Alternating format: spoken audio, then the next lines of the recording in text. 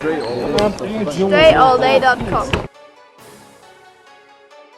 What up, everybody? Dre Baldwin, DreAllDay.com. You're here on Q&A number 66. We do this every week here on this channel. I know there's a lot of YouTubers doing Q&As now, but guess what?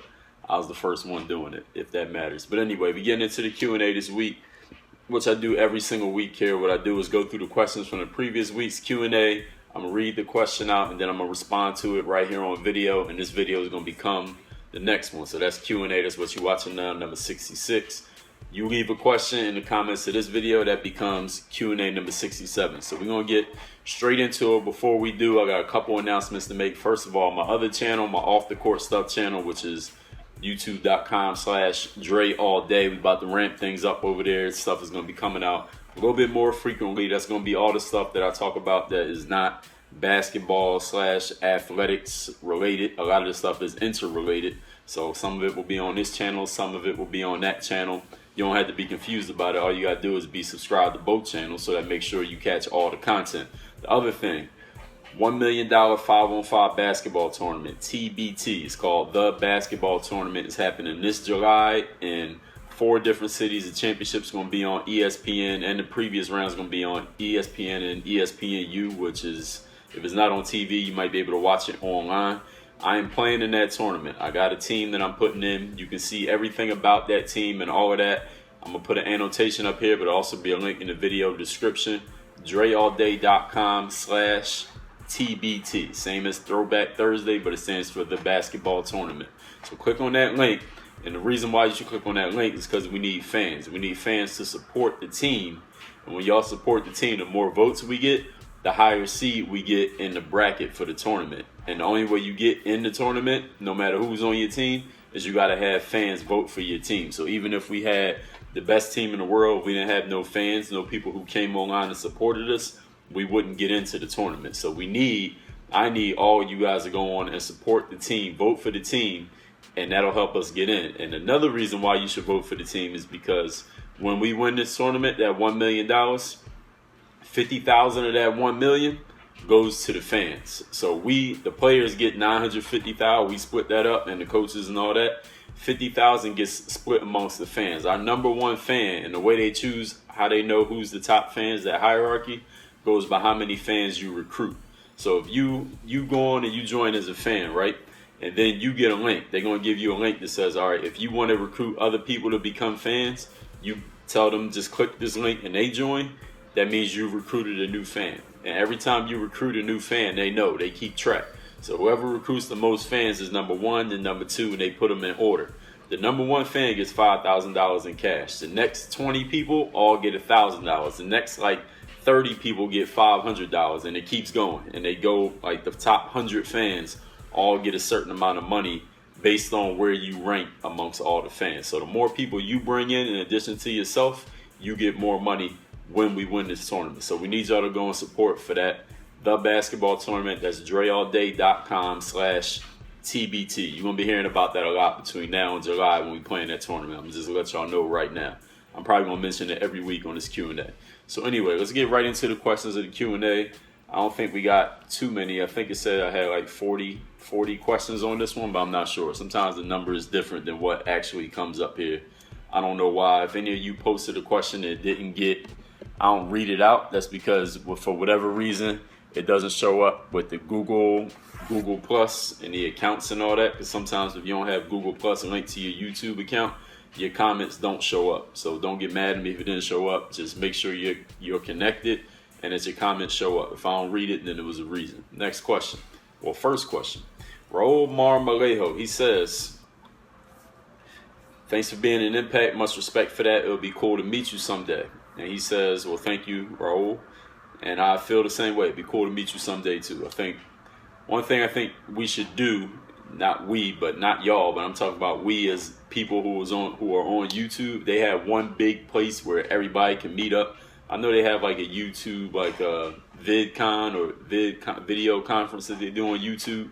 But really, that's not really for all YouTubers. I mean, it is for anybody who wants to show up But of course, everybody can't be in the same space. I think they did it by genre, like people who talk about certain topics, like people who talk about like motivational things. They can have a place right there, a meetup for everybody in some place at some time. Or people who talk about basketball, because those would be two things that I would definitely be in for. Those would be great, and then everybody could come. The fans could come. Maybe they could simulcast it. People could watch it online. They can't make it in person because, of course, y'all are watching from all over the world. So, anyway, as a response to that comment, Roll, yes, it would be great to meet you. But anyway, his question is, in order to be at this moment that you are in life, he's asking me, did I ever say fuck it to any decisions you made and pursue what you wanted to accomplish? I don't really know what you mean by that question, Rule. I mean, I've always pursued what I wanted to accomplish. There was never a point where I wasn't pursuing what I wanted to accomplish. There may have been times where I had to kind of take a detour because it wasn't happening exactly the way I wanted it to. Like when I got out of college, I wanted to play ball professionally, but at first I didn't get a job playing ball professionally. So I had to have some money. I had to eat. I had to pay my cell phone bill and stuff like that. So I worked at 9-to-5 jobs. I worked at a sneaker place. I worked at a couple gyms, things like that.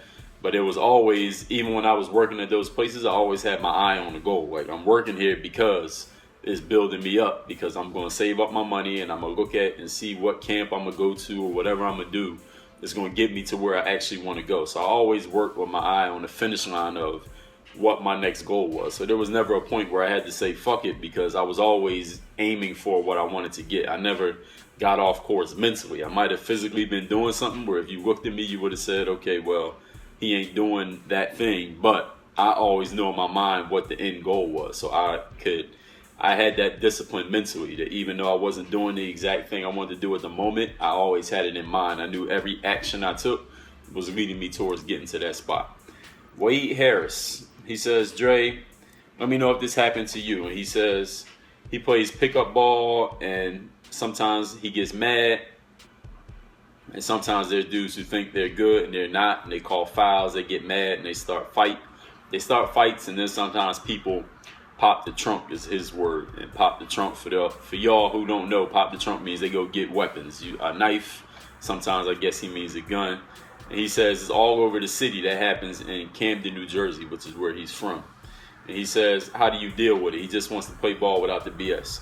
Well, how do you deal with it? I mean, if you playing ball and somebody pops the trunk, and if you ain't got nothing in your trunk, you deal with it by getting the fuck out of there so you don't get your ass shot or stabbed or killed. That's how you deal with it. Other than that, maybe once you find some other places to play ball at. I mean, if you got a car, why don't you drive to another town and play ball where the fights is not happening, nobody's popping the trunk.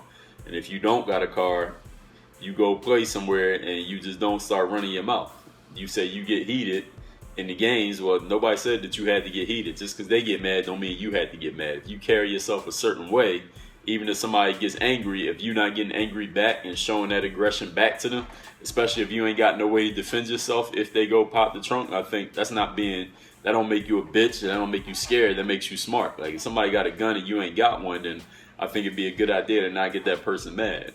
I mean, that's just going to keep you alive. You want to be a tough guy and prove that you're not scared, and then you get shot and killed.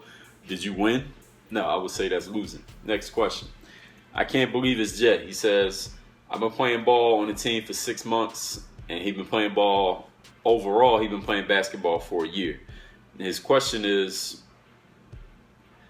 he said his coach said he gives playing time to people who've been playing ball longer because as long as they're good enough. He says he's good, but his coach told him to be patient and stop trying so hard to impress him. He says coach knows that he's a good player, but he wants to play people who have more experience. He's 15 years old and he lives somewhere in Europe, he says. He says he wants to do something in his basketball future. He says, how is this going to affect his future?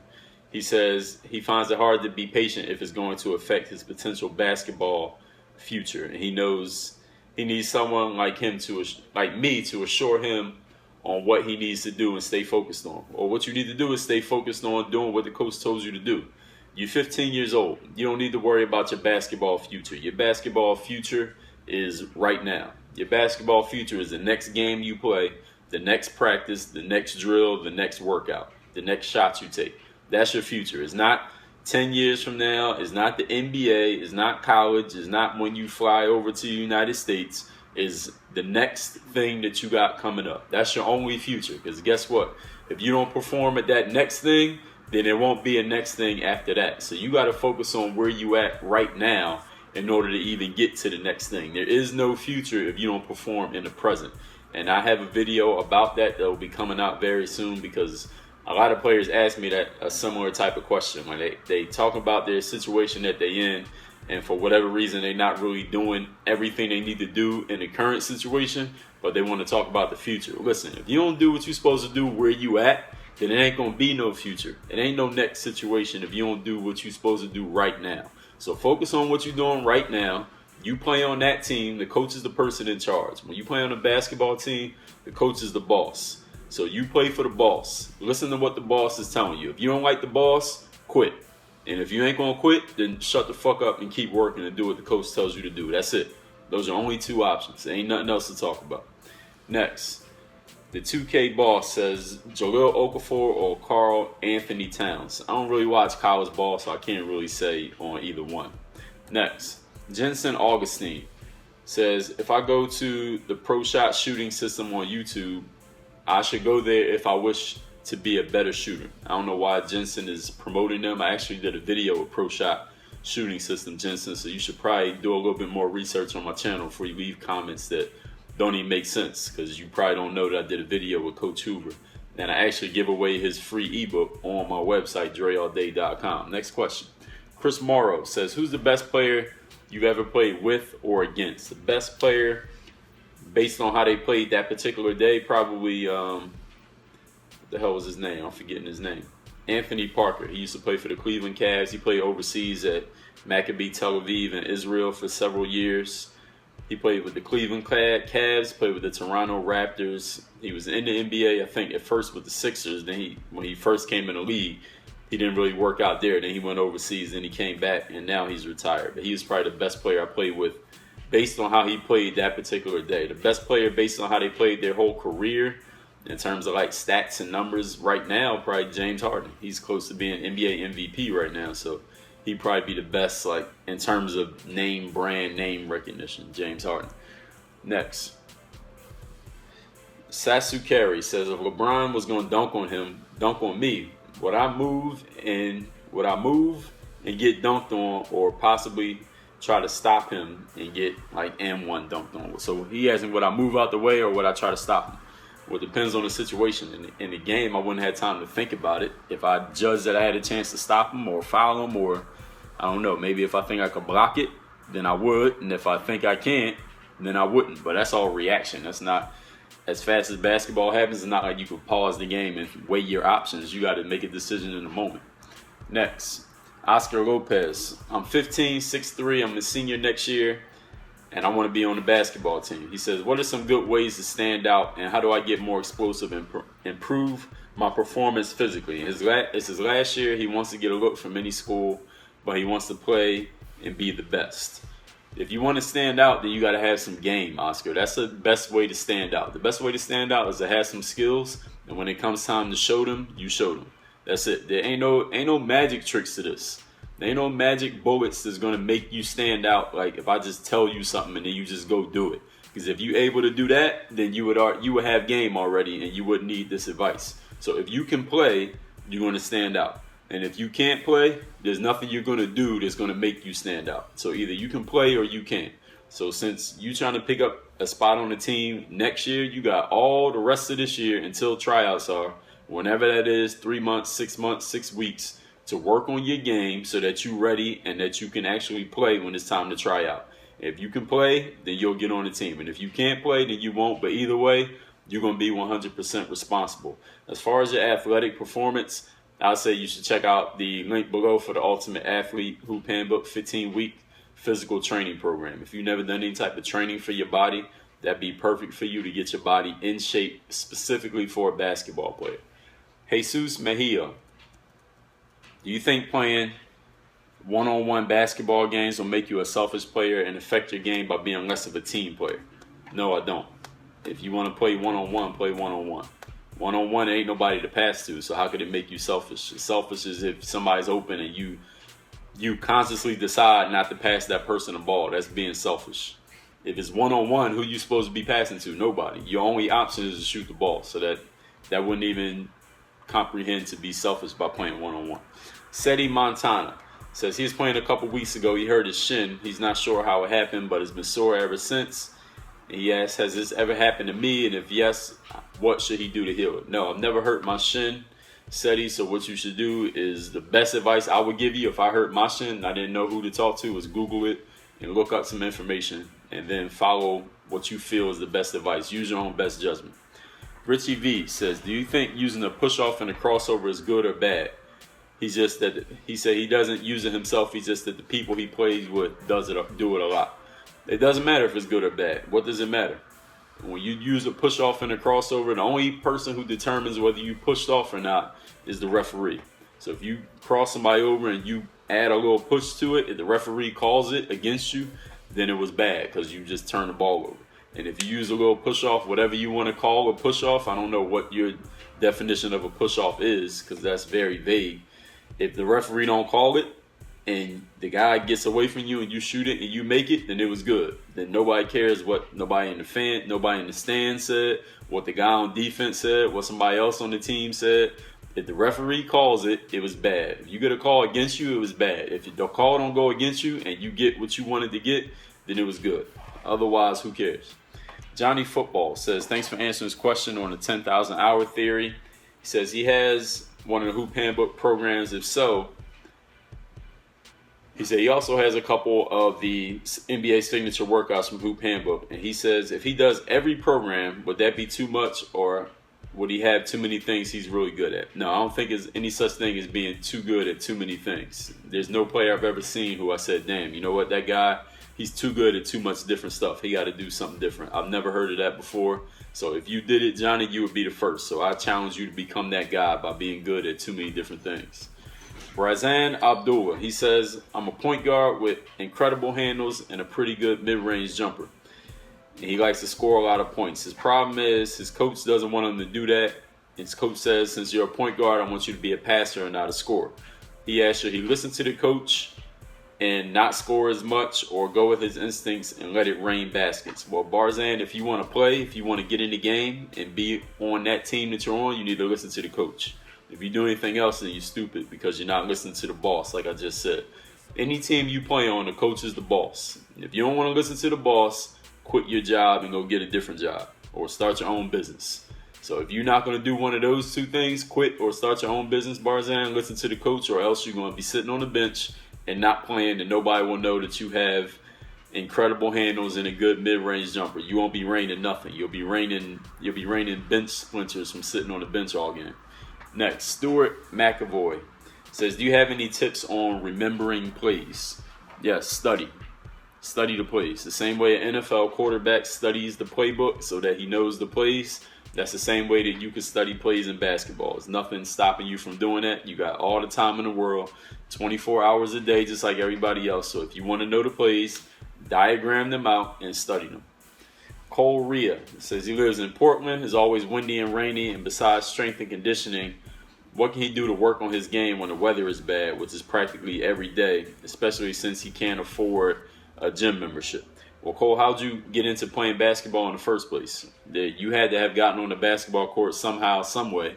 Since you live in Portland, there had to be some point that you got on the basketball court when the weather wasn't a problem or the weather wasn't an excuse. So whatever you was doing then, find that opportunity and do it again. If all you got is an outdoor court and the weather is bad, whatever you consider weather to be bad, you got to work with what you got. I mean, it's not like complaining about it's going to change the weather, right? Complaining about it's not going to get you a free gym membership. Complaining about it's not going to make a basketball court disappear like an oasis in the middle of the desert. What are you going to do, Cole? That's a question that you need to ask yourself. There's nothing that I can tell you that's going to make the weather change or a basketball gym appear out of nowhere. Either you're going to work on your game or you're not. Either you're going to make excuses or you're going to do what you got to do. You got two choices. Tahir Cintron says, I'm in the 7th grade. I'm about to be in the 8th. I want to make the basketball team, and he didn't this year, but he wants to make it next year. He's 5'2". He's a point guard. All the other kids are taller than him, and they stand out, and he shoots three, and it makes him stand out. He likes to shoot three-pointers, but he wants to know how to get separation to shoot a three without getting blocked because he gets blocked a lot. He said he can't make layups. He wants to avoid getting blocked. He wants to know what will make him stand out from everyone else on the court. Once I hear the same thing that's going to make you stand out is the same thing that's going to make the previous guy answered the question earlier stand out. If you can play, you're going to stand out. If you can't play, then nobody's going to remember you because nobody needs to remember a guy who can't play. If you're getting blocked on your layups and on your jump shots, then you got a problem. Then what you need to do is work on getting that separation. What can you do? First thing you need to do is go to hoophandbook.com and figure out what skills you need to add to your game. Because obviously there's some things that you need to add to your game that will make you better. And you know your game better than I know your game. So I can't tell you what you need to do for your game. You know your game. You out there 100% of the time that you play basketball in your life, you were there. I wasn't there. I never saw you play.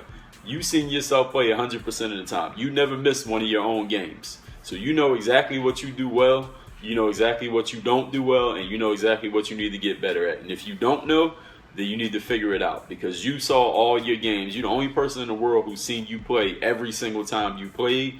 You've been to every single workout. You've been to every single tryout. You've been to every single practice. Nobody else in the world has seen you play every time, but you have. So you need to know what you need to get better at. Hoophandbook.com, we cover every single skill that you need to work on. So whatever it is you want to add to your game, you already know that.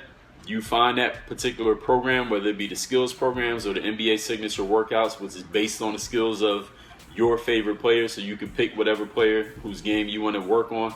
A Damian Lillard, a Chris Paul, a Steph Curry, a Kyrie Irving, Allen Iverson, Stephon Marbury, Steve Francis, Gary Payton. Whomever's game skills you want to add to your game, you get that program, you work on it, we guarantee you're going to get results. But you first of all got to figure out what it is you want to add to your game. You can't just say everything. You can't just say I want to avoid getting blocked because trying to avoid the negative is not going to add anything. What you need to do is figure out what you want to add. Not what you want to avoid, but what you want to add to your game. Next question. Brett Davis says, how do you deal with burnout? Brett, I don't deal with burnout because I don't get burnout. If you're burnt out, then what you should probably do is take a rest from whatever you burnt out from. Julie MacArthur says, do you think an NBA team full of first team members of former MVPs with a bad coach can win a championship? He says somehow he doesn't think that Steph Curry, James Harden, LeBron, Blake Griffin, and DeMarcus Cousins on a team together can win a lot of games if they had Flip Saunders as a head coach. No, Joey, I disagree. I think they would win a whole lot of games because talent wins out over coaching. Now, maybe coaching would make a difference if you got two teams that are equally talented, then coaching. One coach can make the difference over the other. But if that team that you named, Steph Curry, Harden, LeBron, Blake, and Boogie Cousins was playing against, let's say, who's a bad team in the NBA? The Sixers. And they played a 10-game series against the Sixers, I think that team would win all 10 games just because they have more talent. And it's not like those guys are just playing on talent. Those guys can actually play. So, no, I disagree with you. I think bad coaching, whatever you consider to be bad coaching, they can win a hell of a lot of games. Now, would they win the championship? Who knows? Because in the championship, you're going against another team that's pretty damn good, which means it may come down to coaching because they may be equal in talent level. I don't know who else will be on that other team because those are 5 of the best players, like you said. But, yes, a team with a bad coach can still win a whole lot of games because talent wins out because the coach ain't playing. The coach is on the sideline. The players are on the court. Next, Swaggy Mamba says, what happened to your hoop handbooks and what about a Kevin Johnson of the Phoenix Suns hoop handbook? Well, Kevin Johnson's not on the current list. Nothing happened to them. They still there. Go to hoophandbook.com. Swaggy Mamba is over 100 programs there. Nothing happened to him at all. Ali Foyer says, what are your thoughts on pre-workout? Have you had any experiences with it? I don't know what pre-workout is, so you had to tell me more. What are you talking about when you say pre-workout? Isaiah Maxey, did you play any sports when you were younger other than basketball? If so, what position did you play? I played baseball and I played football. And if you read my book, Buy a Game, at dreallday.com/buyagame, you can read about that. Teron Graham says, fly me down to Miami and let's talk business. I got big plans. I'm 20 years old. Well, Teron, you should make one of your plans to fly yourself down to Miami or execute your plans, and then you could be able to afford to fly yourself down to Miami and execute your big plans. Paul Dang says, have you ever been put down during your basketball years and how did you deal with it? I mean, that's a very broad question. Have I ever been put down? I don't understand what you mean by put down. You mean like somebody talking negatively? Yeah, of course. That stuff happens all the time to any player at any level, at any age. And I've talked about that a lot of times in different videos. So if you watch a lot of the old Q&As and all the videos where I'm talking, the mental game and motivational videos, you'll see all that stuff that I've talked about. And also read the book By a Game that I just mentioned. You'll see me talking about that there also. Top Notch Sports says, who's your favorite basketball analyst? Mine is Chris Webber, just because he has the same name. His name is Chris Weber, I guess. And he chose Chris Webber because of that. I don't have a favorite basketball analyst. I don't really listen to basketball analysts. I watch the games. I might have the show on just so I can see the highlights, but I don't really care about what they said. Mateo Carey says, Dre, would you suggest that what would I suggest a 15-year-old does to make money over the summer to get shoes, because parents don't have the money and they find it pointless to spend $150 on a shoe? He loves my videos, especially when you do post moves. Mateo, I talked about this actually on my other channel, on the Dre All Day channel. I got a video on there that says how to start your own business, and that's for anybody, even if you're not old enough to get working papers or legally work. I detail specifically a way that you can make money for yourself in your own business right now. So go to that channel and watch that video that talks about how you can make money. That's specifically for people just like you. You don't need to depend on your parents. You're old enough and smart enough. If you know how to use the internet, you're smart enough to make your own money. So I detailed exactly how you do that. Go over there and check that video out. Ball is my life. I said it. Says, Dre, your basketball game looks like grown man game. I don't know what grown man game is, but I guess that's a positive thing. But I am a grown man, so it should look like that. So thank you. Oxy SOS says, you once talked about the education you got at the college by reading books.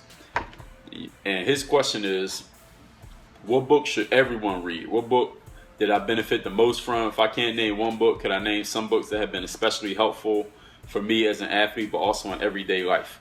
Oxy SOX. Go to my website, dreallday.com. I have a page on my website that's called Basketball Reading List. Reading list recommended for athletes and basketball players. That's if you go to my website, there's a link that says Guides and Tips. Click on that page, and on that page, you'll see a link that says Recommended Reading List for basketball players. Click on that link and look at all those books. You need to read all of them. There's not one book that's going to apply to everyone, because all of us have different minds. We all think differently. We all have different goals. We're all wired differently. Even if we all have something in common like basketball, that doesn't mean we all need to read the exact same type of stuff, because something that makes you see things in a certain way, I'm going to see things completely differently if I read the same book. But we might both be able to get the same idea, the same motivation, the same results from reading different types of things. So it's not one book that's going to automatically just make you this super human being, super basketball player, super thinker, super anything. There's no one fix to anything. Now, a lot of times people ask me stuff like, Dre, what's the one exercise that's going to get me this? Or what's the one drill that's going to get me this? Or what's the one thing I need to do that's going to get me on the basketball team? Or what's the one thing I need to say to get this girl? What's the one book I need to read that's perfect for athletes? It doesn't work like that. There's no one thing that's going to get it for you. Because if it was just one thing that could get you success in all these areas, you know what? Everybody would have done it already. You wouldn't be the first one to learn it. I wouldn't even need to talk about it, because everybody would already know it. You wouldn't even have to ask me. There is no one thing that's going to just guarantee you success in anything. You just do it one time and all of a sudden all the success just finds you the next morning waiting when you wake up out of bed. It doesn't work like that. If it was that easy, everybody would have already done it. So what you need to do is go look at that recommended list, and ideally you'll read everything on that list. You ain't got to do it in a week. You ain't got to do it in a year. You don't have to do it in a month. But eventually, if you get through all those books, the same amount of time you spend BSing, and we all spend time BSing. So I'm not just saying you individually, but the same amount of time any of us spend doing bullshit, you spend reading a book every single day. You ain't got to read the whole book, but spend time every single day reading a book. Make it a discipline. Eventually, you'll be able to get through that. And once you read all those, you know what? You won't need anybody to tell you what to read next, because you'll have your own ideas. If you read all those books, you'll have your own ideas what to read next. Smooth Nebrew says, have you ever played ball in the state of Connecticut? I don't think I've ever even been to the state of Connecticut. Anthony Titus says he sprained his ankle a month ago. He hasn't played ball since because his ankle's still weak. And he feels like there's a cloud hovering over him. He's hopeless. And in school, everything's not going good. He planned to do something and say, forget it when the times comes to it. He plans to do stuff, but then when the time comes to it, he doesn't have the mental state, I guess, to do it. He says, have I ever gone through this? And in my opinion, how should he handle this? Well, first of all, you need to stop bitching. You hurt your ankle a month ago. Do you want to play or do you not? If you want to play, then you need to start taking the measures that will get your ankle into better shape. Number one, asking somebody who's more qualified than I am, or any of your friends who probably don't know either, what is wrong with your ankle. Maybe you need to go to the doctor. Maybe you need to look up your symptoms on like webmd.com or something like that. And then you need to start, when you plan to do something, you need to just go do it. If you plan to do something and then when it comes time to do it, you stop yourself and don't do it, then you're the problem. It's not your ankle. It's not the cloud, the proverbial cloud hanging over you. It's not any of that. It's you. You are your own biggest problem right now. All of us human beings are our own biggest problems. If we stop ourselves more than anybody else, any circumstance, any resources or lack of resources stop us. So you are your problem right now. You're using your ankle as an excuse. Now, this is the thing. You could get upset with me or anybody else or your ankle or the imaginary cloud that's over your head and blame all of that for your situation. But guess what? A year from now, 10 years from now, when you laying on your deathbed, whenever that happens to be, 50, 100 years from now, all that's going to matter is what you did. It's not going to matter what happened to you. It's not going to matter who helped you or who didn't help you, what anybody said to you, what happened to your ankle, or this imaginary bullshit cloud you talking about. All that's going to matter is what you did. And the answer is either going to be you did these things and there'll be all the stuff that you achieved, you accomplished, and that you did living your life, or it's going to be you did nothing. And right now you're doing nothing. And you have 100% control over the nothing that you're doing. You can change that in an instant. There's nobody stopping you from doing something right now at this exact moment. You can turn this video off and go do something right now. Who's stopping you from doing that? You are. You're stopping yourself. So you had to make the decision that you're going to go start doing stuff. Stop using the ankle as an excuse. You're not the first person in history to get injured. You're not the first person in history to feel down about yourself. And there's nothing wrong with you feeling down about yourself, but it is wrong if you stay down. So you had the choice to get up, and you can make that decision right now.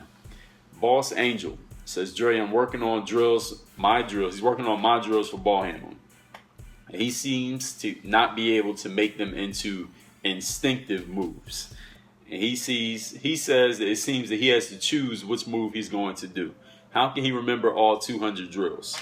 You don't remember drills. I don't remember any of my drills. I've posted over 4,000 videos here on the site. I don't remember none of them. Well, I remember the simple daily dribbling drills. I could teach somebody that right here on the spot. But other than that, I don't remember drills. You don't remember drills. This is the purpose of a drill. I've said this 100 times. I'll say it again.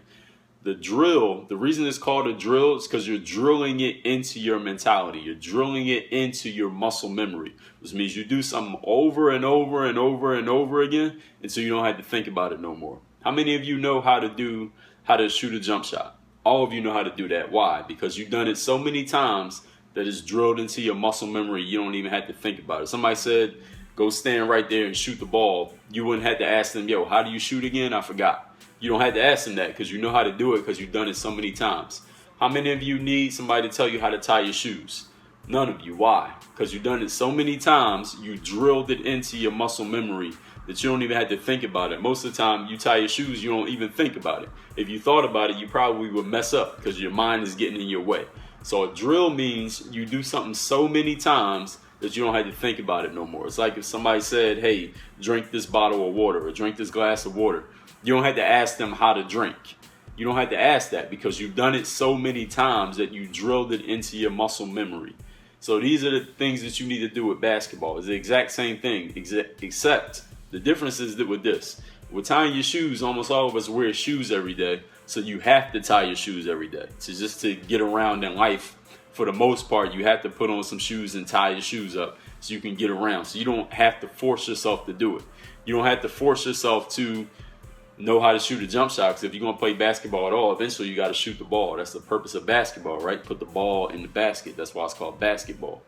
If you want to get good at doing dribbling moves or dribbling drills, you have to do them so many times that you can do them without thinking about it. And it's not about memorizing anything. There's no memorizing in basketball.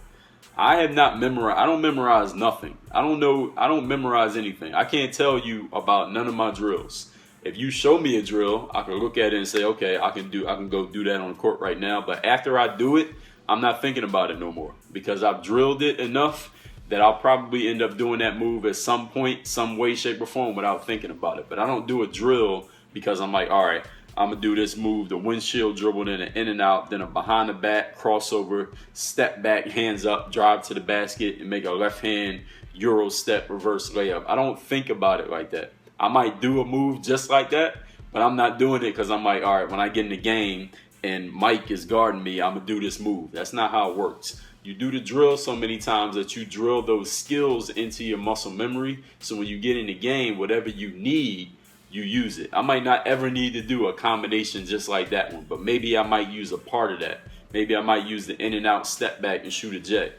I've drilled it so many times, using the in and out, using the step back, maybe separately, maybe together, maybe in different order, that I can do them without having to think about it. That's the purpose of doing the drill, that you drill it into your muscle memory so that it's no longer something you got to consciously think about. So there's no memorizing. So the reason you're having trouble memorizing the moves is because you're not supposed to be doing it in the first place. So do each drill so much that you stop thinking about it. Jude Daniel: how do I become creative with moves?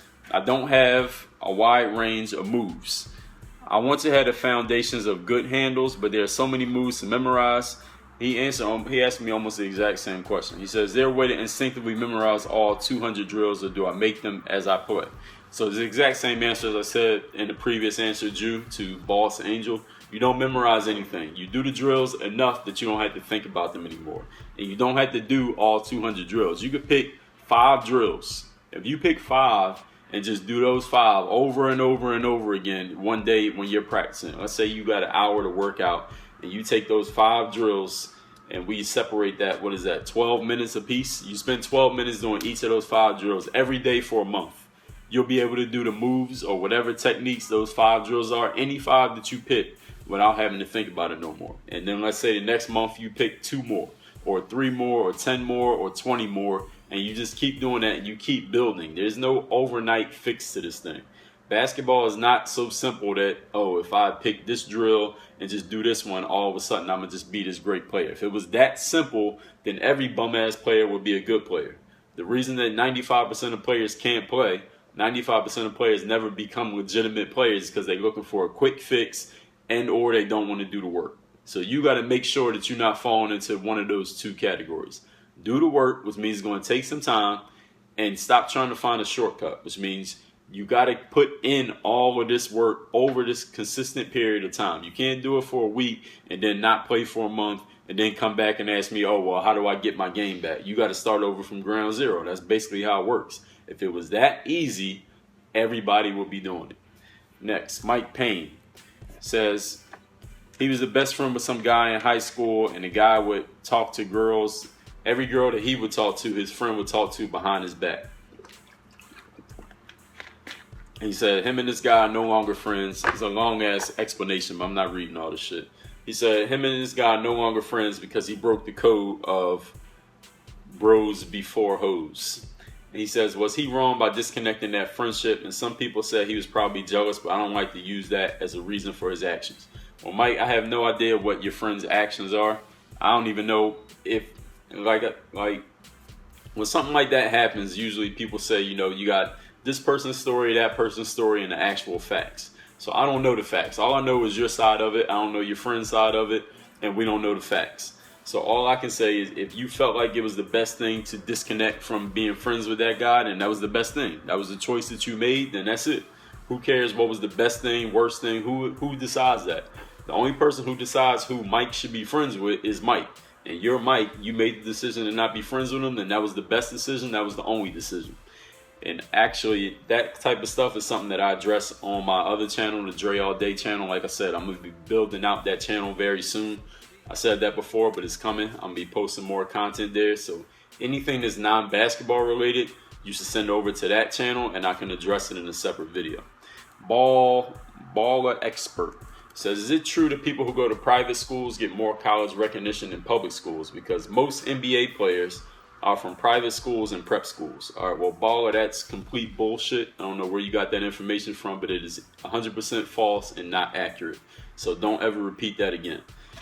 Most NBA players, how many NBA players have you actually studied, Baller Expert? You probably looked at 2 or 3 guys, saw that they were from private schools, and now all of a sudden you had that as a belief. That's not true. Most NBA players are not from private schools. And if you really believe that, show me a chart with all 500 NBA players listed and what school they went to, which proves your point. And it has to be over 50% for it to be most.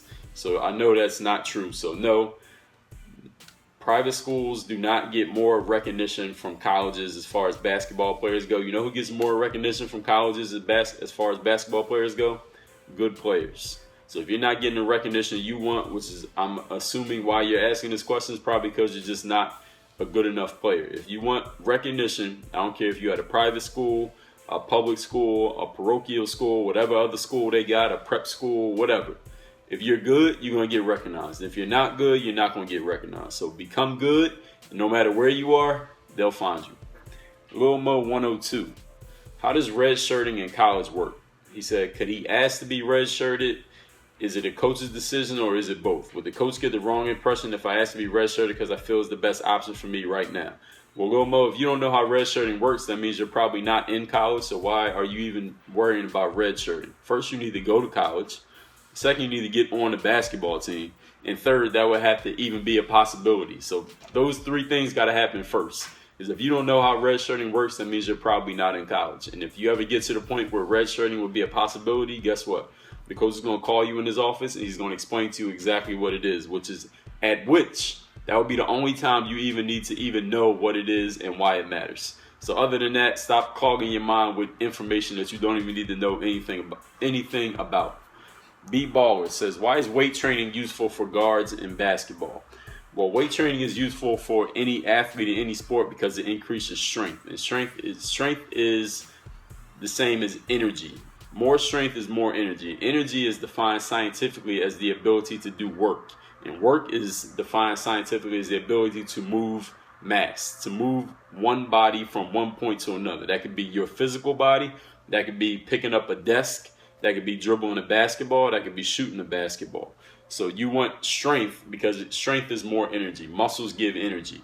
And that energy allows you to move quicker, faster, stronger, jump higher, move other people out the way, get other people out the way, have people bounce off of you. So it doesn't matter what position. It has nothing to do with being a guard. It doesn't matter if you're a center, point guard, small forward. It doesn't matter. Strength can help you in basketball because it gives you more energy, more ability to do work. The scientific definition of work, not work like I'm putting in work or work on your game, but the scientific definition of work. Now, B-Baller, but the other thing, B-Baller, I should say, as you individually as a player, if you want to strength train or you don't want to strength train, is 100% your choice. Nobody has to make you do it. If you don't feel like it's beneficial for you, fine, don't do it. Maybe one day you'll come across a player who does strength train, who plays your position, and you might destroy them and say, hey, you know what, I was right, I don't need to strength train. But you might come across someone who's stronger than you and they might bust your ass and score 50 on you, and you might say, you know what, maybe I should start strength training. So you got to make the decision yourself, whether it's beneficial or not. But the information I gave you is accurate. Ryan Rodriguez says, how do I get more confident when I play in games? He says he works on his game every day, but when the game comes, he freezes up. And how can he mentally prepare himself to play good? Sometimes he shoots weird because he thinks about it a lot. Or Ryan, look at the video I made called, because he says he watches my videos every day. Ryan, watch the video I made called How to Play in Games as Good as You Practice. And that video explains to you 100% in detail exactly the question that you asked me. So watch that video and then explain to you exactly what you asked me about. Last question. Actually, last question. That was the last question because the other one was a repeat. So that's all the questions for this week. Y'all coming with pretty good questions. Again, the 5-on-5 tournament, dreallday.com/TBT. I want all y'all to go on there and support because the more votes we get, the higher seed we get. Well, first of all, we get in the bracket. Then we get a higher seed by more votes that we got. So go on there and support. Again, leave your questions for the next Q&A down in the comments of this video. And I'm going to see y'all next week. Work on your fucking game. DreAllDay.com. Thanks for checking out this video. Make sure you follow all my top content up here. Follow me on all your favorite social networks right over here. And make sure you are subscribed to catch all the new content I put on this channel every single day. Work on your game.